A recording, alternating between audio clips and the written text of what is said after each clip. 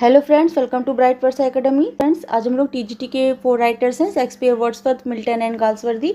उनके important MCQs को देखेंगे। इसके पहले भी 2 वीडियोस हम इन 4 राइटर्स के ऊपर अपलोड कर चुके हैं एमसीक्यूज़ के, तो उनको भी आप जरूर देखिएगा। उसका लिंक हम आपको दे देंगे, जो कि आपके लिए एग्जाम्स के लिए बेनिफिशियल रहेंगे। आई होप आपको ये क्लासेस अच्छी लग रही होंगी, आपके लिए हेल्पफुल हो रही होंगी। अगर अच्छी लग रही हो, हेल्पफुल हो रही हो, तो हमारे चैनल को जरूर सब्सक्राइब करिए एंड वीडियोस को भी ज़्यादा से ज़्यादा लाइक एंड शेयर कर दिया करिए। नोटिफिकेशन बेल को भी प्रेस कर दीजिए, जिससे हमारा नोटिफिकेशन आप तक पहुंच सके। चलिए फिर चलते हैं अपनी क्लास की ओर। ओके, देखते हैं आज हमारे पास क्या क्वेश्चंस हैं। Okay, let's start. Our first question is, who is associated with motiveless malignity. Motiveless malignity से हम किसको एसोसिएट करते हैं? A Othello, B Hamlet, C Iago, D Polonius. तो यहाँ पर राइट आंसर आपका हो जाएगा सी इयागो। इयागो को जो है ये टर्म दिया है कि मोटिवलेस मैलिग्निटी, जो और ये टर्म किसने दिया है? ये टर्म आपके एसटी कॉलरेज का दिया गया है। इयागो का कोई बड़ा रीजन नहीं था, वो केवल उसकी जो जेलसी और नफरत थी वही उसका एक कारण बनता है। इयागो जो उसका बदला लेने की जो भावना, उसकी कोई स्पष्ट कारण नहीं दिखाती है, केवल उसके जो नफरत और जेलसी रहती है वही उसका एक कारण शो करती है। तो इसलिए एसटी कॉलरेज ने ये टर्म दिया है मोटिवलेस मैलिग्निटी, किसको? इयागो को। तो ये जो हमारा ओथेलो का कैरेक्टर है। ओके, तो यहाँ पर हमारा राइट आंसर क्या हो गया? C Iago. Iago is the right answer. Okay, चलिए next. Falstaff appears in. Falstaff character है, वो हमें कहाँ पर देखने को मिलता है? A Antony and Cleopatra and Hamlet, Henry fourth part first and the Mary wives of Windsor, C Romeo and Juliet, D none of this. तो यहाँ पर राइट आंसर आपका हो जाएगा B. B is the right answer, Henry fourth part first and the Mary wives of Windsor. इसमें आपको जो है फॉलस्टाफ का कैरेक्टर देखने को मिलता है। कहीं कहीं इसका रेफरेंस हमें हेनरी फिफ्थ में भी देखने को मिलता है। तो यहाँ पर आपका राइट आंसर हो गया B, Henry fourth part first and Merry wives of Windsor. जब क्वीन एलिजाबेथ को इतना ज़्यादा ये कैरेक्टर अच्छा लगा, तो उन्होंने इसी कैरेक्टर पर एक दूसरा प्ले लिखने को कहा था। शेक्सपियर ने the Mary wives of Windsor इनके कहने पर लिखा था, किसके? एलिजाबेथ में। ये पॉइंट भी आपको याद रखना होगा। तो यहाँ पर B is the correct answer. Okay, चलिए next. Of the following Shakespeare's play is dramatisation of Robert Greene's Pandosto. कौन सा शेक्सपियर का प्ले है जो रॉबर्ट ग्रीन के पोंडोस्टो का रूपांतरण है? ओके, बताना है आपको। A the Tempest, B 12 night, C Hamlet, D Winter's Tale. तो यहाँ पर राइट आंसर है D. D is the right answer. The Winter's Tale है जो आपका वो रॉबर्ट ग्रीन्स के पोंडोस्टो का एक नाटकीय रूपांतरण है शेक्सपियर का प्ले। तो यहाँ पर आपका D is the correct answer हो जाएगा, D the Winter's Tale. Okay, चलिए next. Dryden's heroic tragedy all for love is based on. Dryden की जो हीरोइक ट्रेजेडी है ऑल फॉर लव, वो किस पर बेस्ड है? Hamlet, King Lear, Antony and Cleopatra, Othello. तो ये आपका जो ड्राइडन की ऑल ऑफ फॉर लव है वो बेस्ड है आपके सी, एंटोनी एंड क्लियोपेट्रा पे। तो ये आपका C is the right answer हो जाएगा, Antony and Cleopatra. Clear? Okay, next. Omkara is the movie based on the drama. जो ओमकारा मूवी है वो किस ड्रामा पर बेस्ड है शेक्सपियर के? A Macbeth, B Hamlet, C Othello, D none of this. तो C is the right answer. Othello पर, Shakespeare के ओथेलो पर ये आपकी ओमकारा मूवी बेस्ड है। C is the correct answer. Okay, चलिए next one is, our bodies are our guardians to which our wills are our gardeners. The above words are from the speech of.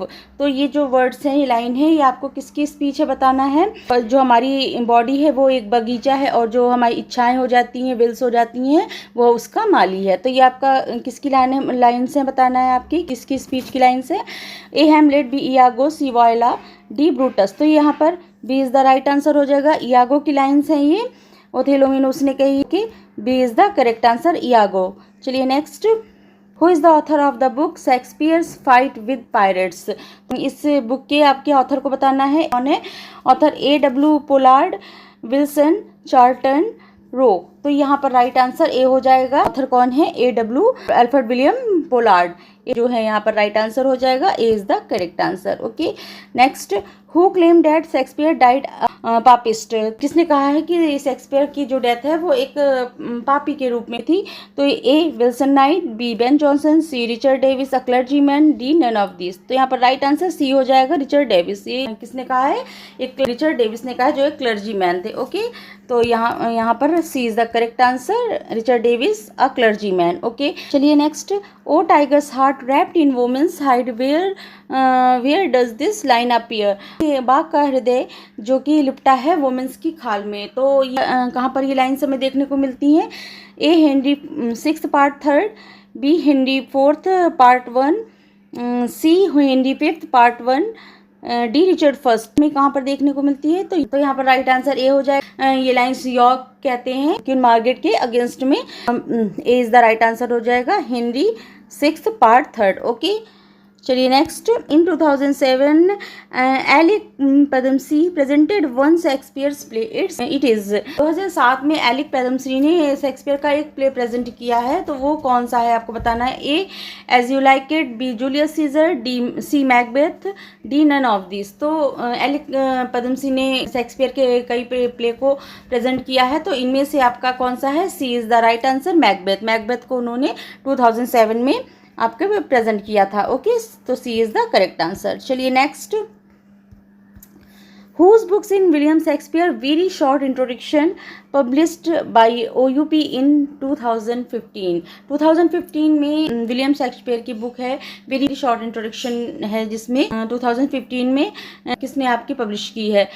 A Stanley Wells, B AC Bradley, C KG Pandit, D none of this. तो यहाँ पर आपका right answer हो जाएगा A, Stanley Wells ने William Shakespeare very short introduction को publish किया है, स्टैनली वेल्स। तो यहाँ पर A is the correct answer, Stanley Wells. Okay, चलिए next, who complain about Shakespeare's language in the follow manner. किसने कंप्लेन किया? इस जो मैनर आपको दिया गया है, इस मैनर के लिए किसने शेक्सपियर की लैंग्वेज के लिए कंप्लेन किया है क्या कंप्लेन किया है? ये देखिए, you may find mean scenes in some of greatest tragedies, King Lear for instance, where the language is so artificial, so curiosity tortured and so difficult that very speech has to be read 2 or 3 times before its meaning can be comprehended। Shakespeare की जो greatest tragedy, इसमें बहुत से main scenes हैं। King Lear इसका एक अच्छा उदाहरण है, जिसमें उसकी लैंग्वेज को एक बहुत ही आर्टिफिशियल वे में दिखाया गया है कि लैंग्वेज को बहुत आर्टिफिशियल और बहुत टॉर्चर्ड वे में है एंड डिफ़िकल्ट है कि every speech has to read 2 और 3 टाइम्स की इतनी डिफ़िकल्ट लैंग्वेज यूज़ किया है कि उसको एक बार में नहीं समझ सकते, 2 या 3 बार में पढ़ना पड़ता है। Before its meaning can be comprehended, इसकी मीनिंग को समझने के लिए एक बार से ज़्यादा उसको पढ़ना पड़ता है। तो इस तरह करके किसने कंप्लेन किया है शेक्सपियर के लिए?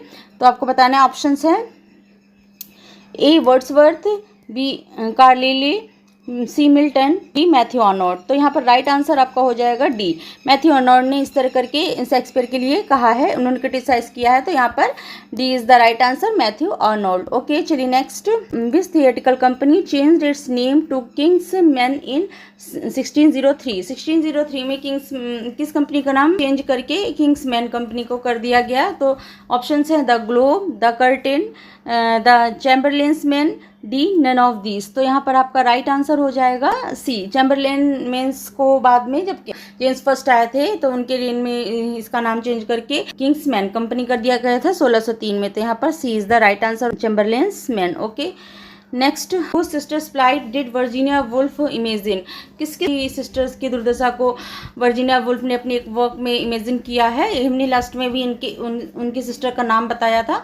तो यहाँ पर ऑप्शन देखिए, पहले ए मिल्टन, फिर B Dickens, C Shakespeare, D none of this. तो यहाँ पर C is the right answer हो जाएगा, शेक्सपियर की वर्जीनिया वुल्फ ने अपने वर्क में शेक्सपियर की बहन इमेजिन किया है अपने एक वर्क में। तो यहाँ पर राइट आंसर सी हो जाएगा, शेक्सपियर। ओके, चलिए next, which play did T.S. Eliot describes as containing some of Shakespeare's finest poetry. Shakespeare के किस प्ले को T.S. Eliot ने एक फाइनेस्ट पोइट्री बताया है?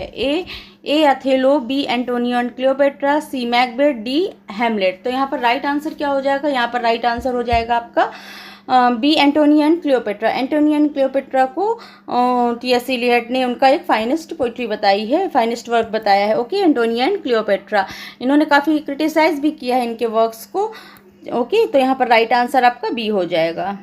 चलिए next, divides Wordsworth poetic career into 4 periods. किसने वर्ड्सवर्थ के पोइटिक कैरियर को 4 पीरियड में डिवाइड किया है? A Harper, B Bateson, C Coleridge, D Herbert Read. तो यहाँ पर राइट आंसर हो जाएगा D Herbert Read. Herbert Read ने जो है वर्ड्सवर्थ के कैरियर को 4 पार्ट में डिवाइड किया है। Okay, Herbert read. ओके, चलिए next.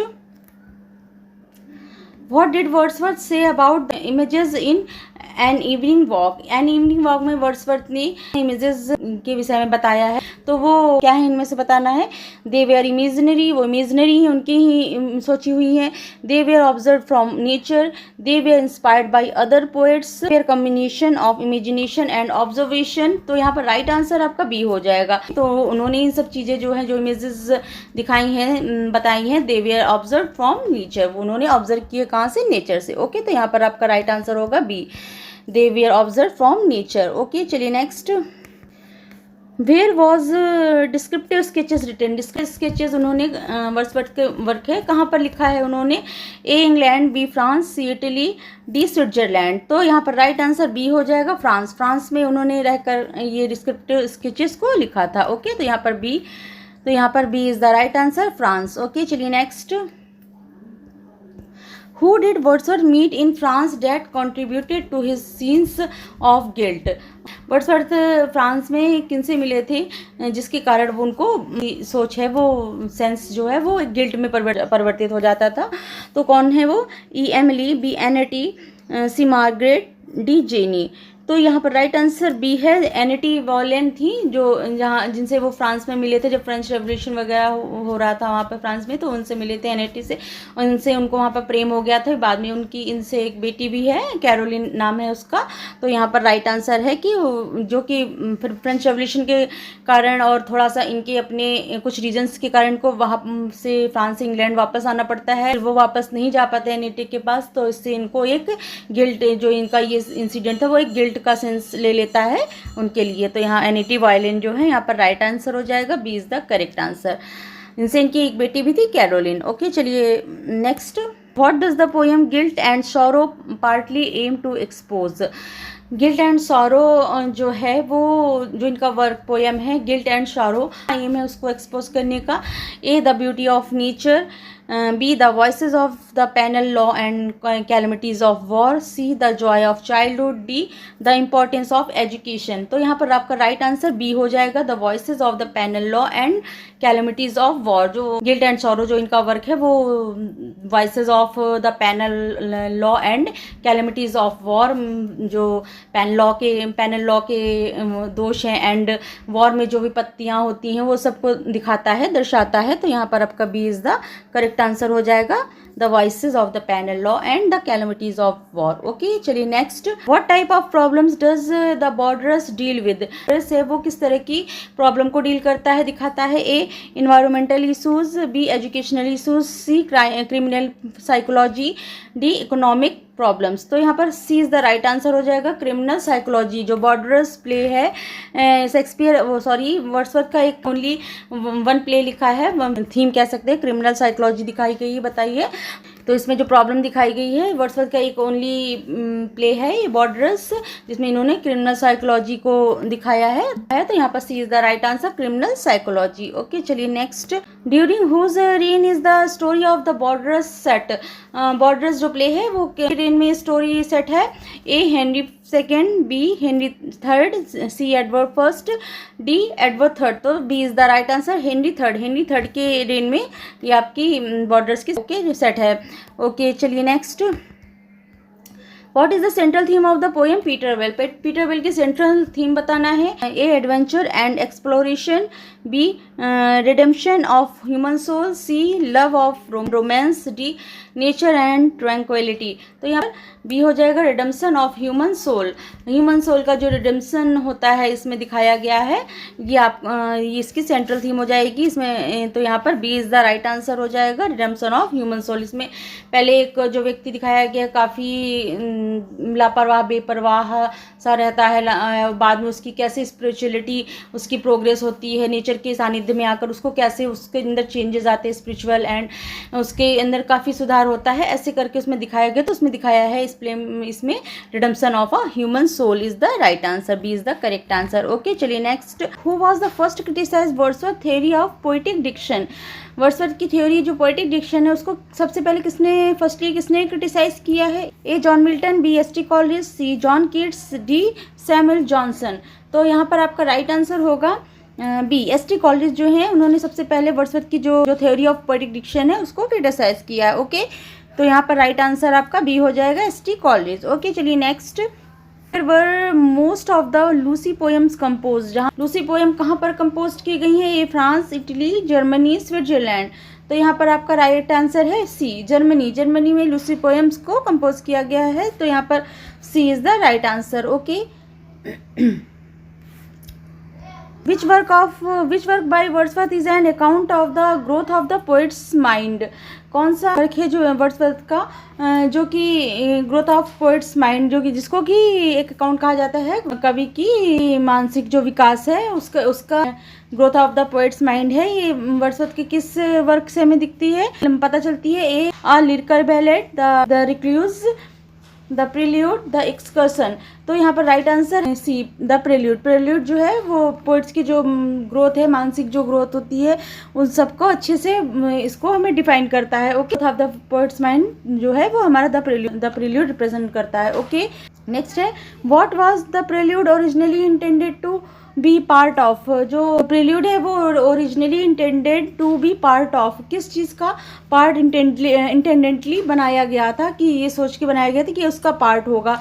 A the excursion, the recluse, lyrical ballad, the ruined cottage. तो यहाँ पर राइट आंसर बी हो जाएगा, द रिक्लूज। वो एक बहुत बड़ा वर्ड्सवर्थ बहुत बड़ा वर्क लिख रहे हैं जिसका नाम रिक्लूज था, तो वो जो प्रील्यूड को उसका एक प्रस्तावना के रूप में उसको रख रहे थे, उसको प्रील्यूड को वो रिक्लूज का एक प्रोलॉग या इंट्रोडक्शन के रूप में उसको काम करने को इसलिए उन्होंने बनाया था कि इंट्रोडक्शन के रूप में उसको तैयार किया था। तो ये इसका एक इंटेंडेडली एक पार्ट था प्रील्यूड किसका? रिक्लूज का। तो यहाँ पर B is the right answer हो गया, b is the correct answer है, the recluse. Okay, next, O sweetest Shakespeare fancy his child warble his native wood notes wild, who is the author of these lines. तो ये lines के author का नाम बताना है, किसने इन लाइन्स को कहा है?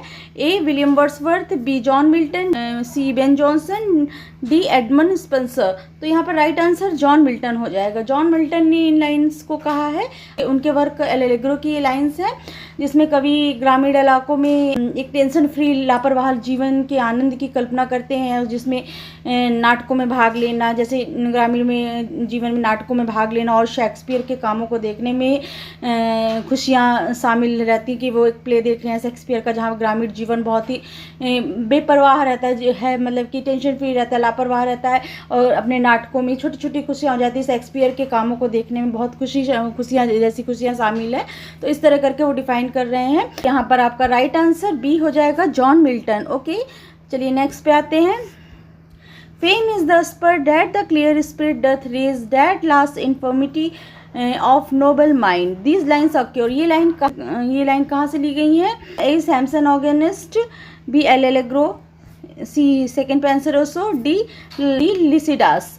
तो इसमें ये लाइन्स का मीन्स क्या हुआ? प्रसिद्धि व प्रेरणा है जो स्पष्ट आत्मा को जगाती है। ओके, और that last infirmity of noble minds, महान मन की एक दुर्बलता है। तो इस तरह करके ये कोट्स किस वर्क का है ये आपको बताना है, तो ये आपको D is the right answer हो जाएगा। लिसिडास में ये आपको लाइन्स मिलती हैं देखने में। ओके, तो यहाँ पर D is the correct answer हो गया, लिसिडास। ओके, चलिए next. Fame is no plant that grows on mortal soil or not in the glistering foil. These lines occur, ये lines भी बताना आपको कहाँ की है।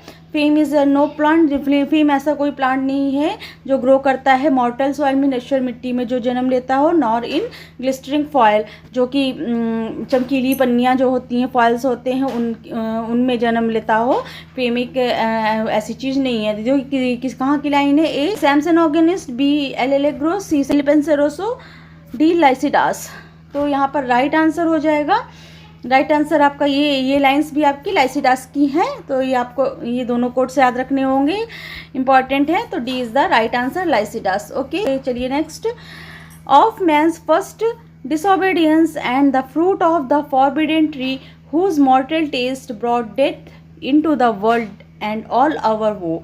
These lines are from, तो ये हमें आपको आई थिंक पता होगा, ये देखिए उसी हमें लाइन से पता चल रहा है। O man's first disobedience, man की पहली जो अवज्ञा थी, डिसोबीडियंस था मैन का। Fruit of the forbidden tree का उन्होंने फ्रूट खा लिया था। Whose mortal taste brought death, जो जिसका मॉर्टल टेस्ट वर्ल्ड में डेथ को लाया, एंड सारे दुखों को जो है वो हमारे लेके आया है वर्ल्ड पे। तो ये लाइंस आपको कहाँ की हैं बताना है। A Paradise Regain, B Paradise Lost, C Samson Agonistes, D Il Penseroso. तो ये लाइंस आपकी हैं। B is the right answer, आपको पता होगा Paradise Lost. Okay, Paradise Lost की लाइंस हैं, B is the correct answer. चलिए next. To reign is worth ambition through in hell, better to reign in hell than serve in heaven. Who wrote these powerful lines? ये lines किसने लिखी हैं आपको बताना है। To reign, शासन करना महत्वाकांक्षा के लायक है। जो हम एम्बिशियस होते हैं, शासन करना, रेन करना, वो बहुत ही एम्बिशियस है। हेल में better to reign in hell, हम अगर हेल में भी शासन कर रहे हैं तो वो बहुत हमारी एम्बिशन है, महत्वाकांक्षा के लायक है कि हेल में जो हम रेन कर रहे हैं, राज कर रहे हैं। Better to reign in hell then serve in heaven, hell में राज करना हेवन में सर्व करने से काफ़ी ही अच्छा है आपको। Who wrote these powerful lines, ये पावरफुल लाइन किसने लिखी है। A John Milton, B William Blake, C Geoffrey Chaucer, D Edmund Spenser. तो राइट आंसर हो गया A John Milton. John Milton की ये लाइन है, और ये लाइन कौन कहता है, ये लाइन सैटर्न कहता है। पैराडाइज लॉस्ट में ये सैटर्न की लाइन है, में राज करना हेवन से में सर्व करने से काफ़ी बेटर है। ओके, तो यहाँ पर आपका राइट आंसर हो जाएगा ए जॉन मिल्टन की पैराडाइज लॉस्ट है उसकी लाइन से। Okay, next, the mind is its own place and in itself can make a heaven of hell, a hell of heaven. These famous lines are from, ये हमारा ही mind है, अपना ही own place है जहाँ पर हम किसी हेवन को हेल और हेल को हेवन बना सकते। तो these lines are from Paradise Regained, Samson Agonistes, Paradise Lost, Comus. Okay, तो यहाँ पर आपका राइट आंसर आपको पता है। ये भी लाइन्स आपकी पैराडाइज लॉस्ट की हैं, ये भी लाइन्स आपकी सैटर्न की ही लाइन है, जो कि कहता है हमारा अपना ही माइंड है जिसको हम हेवन को हेल कर सकते हैं, हेल को हेवन। ओके, तो ये भी यहाँ पर आपका राइट आंसर है पैराडाइज लॉस्ट। ओके, तो ये पैराडाइज लॉस्ट की लाइन्स हैं।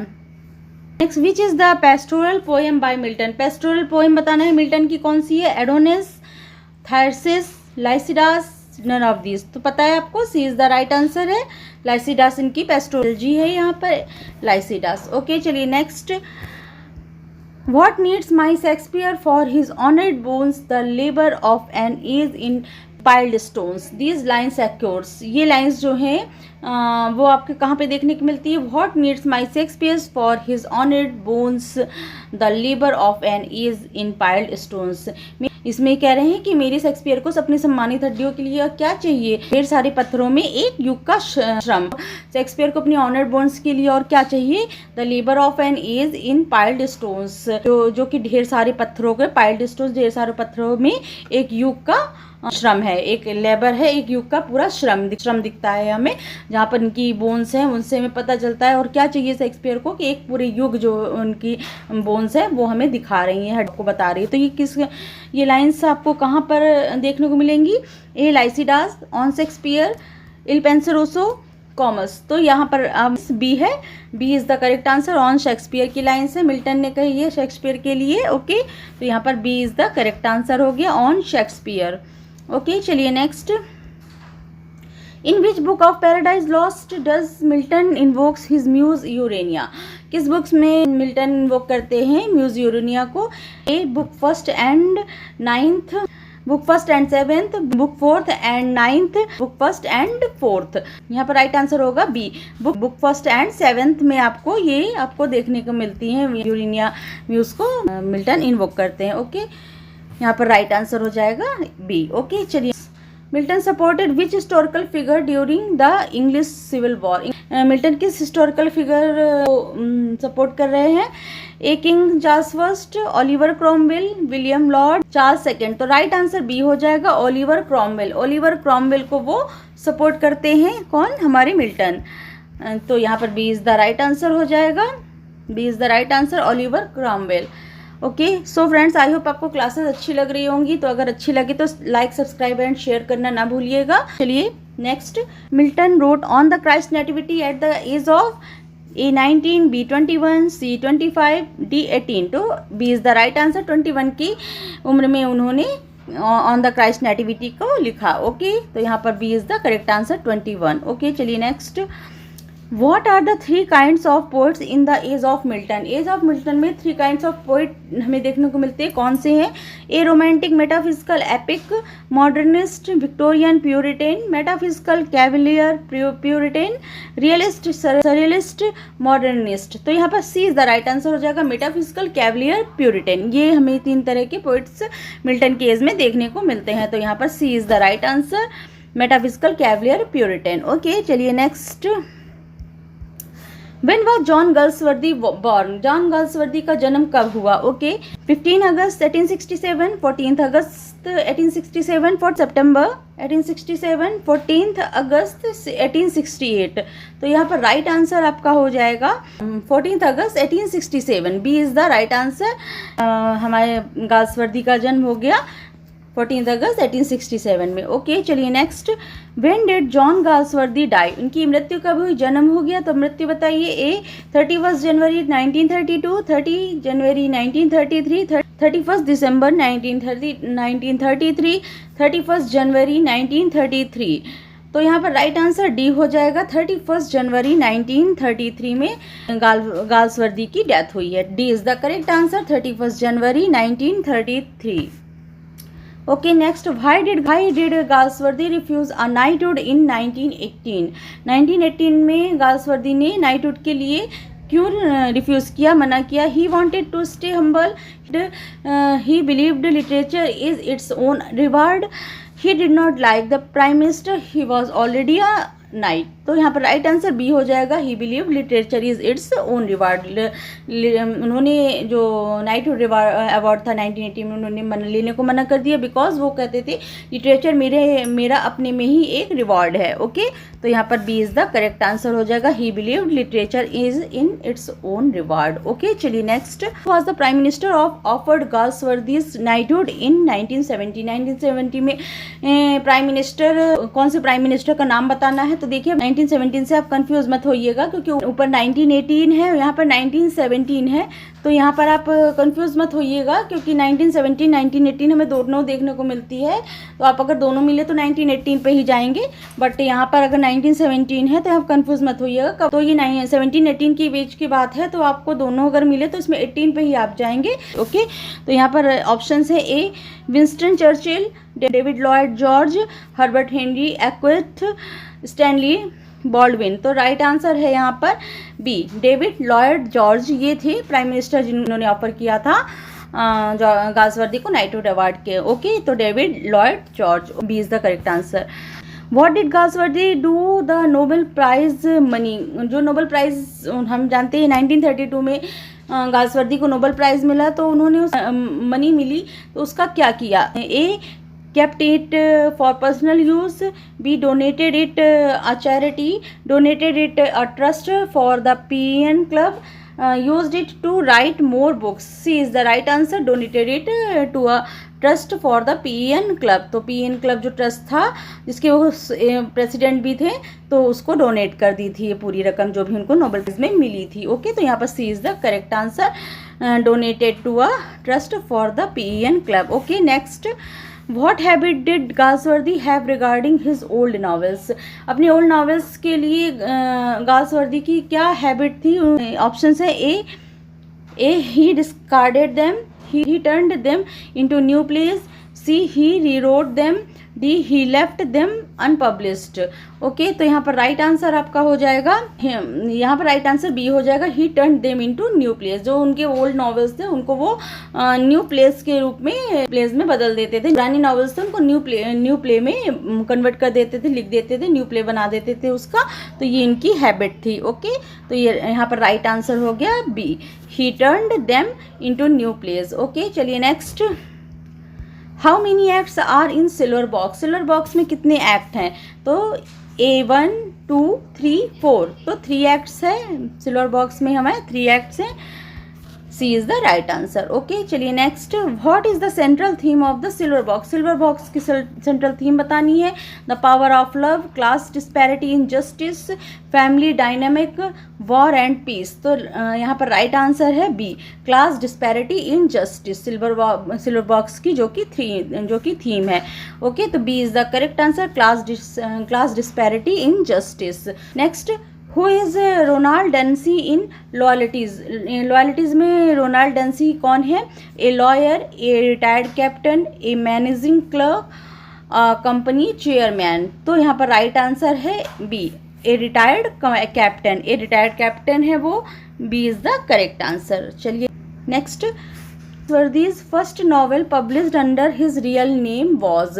गाल्सवर्दी का जो पहला नॉवल बताना है पब्लिश्ड हुआ था उनके जो रियल नेम से, उनके पहले उन्होंने अपने अर्ली वर्क्स लिखे तो वो उन्होंने एक सोडेनियम से लिखे थे। तो वो किस सोडेनियम नेम से लिखते थे अपने अर्ली वर्क्स को, वो आप हमें कमेंट सेक्शन में बताइएगा किस नाम से लिखते थे वो अपने अर्ली वर्क्स को। तो इसमें आपको बताना है कि जो उन्होंने अपना फर्स्ट नॉवल लिखा, जो उन्होंने अपने रियल नेम से लिखा, वो कौन सा था? A Fraternity, Jocelyn, The Island Pharisees, Villa Rubein. यहाँ पर राइट आंसर सी हो गया, द आइलैंड फार्सीज जो है इन्होंने फर्स्ट नॉवल है जो कि उन्होंने लिखा था अपने रियल नेम से। ओके, तो यहाँ पर C is the correct answer. चलिए नेक्स्ट एंड लास्ट है, which is not a part of Galsworthy's second trilogy, a modern comedy। A modern comedy जो उनकी सेकेंड ट्रियोलॉजी है तो उसका ये इनमें से कौन सा पार्ट नहीं है?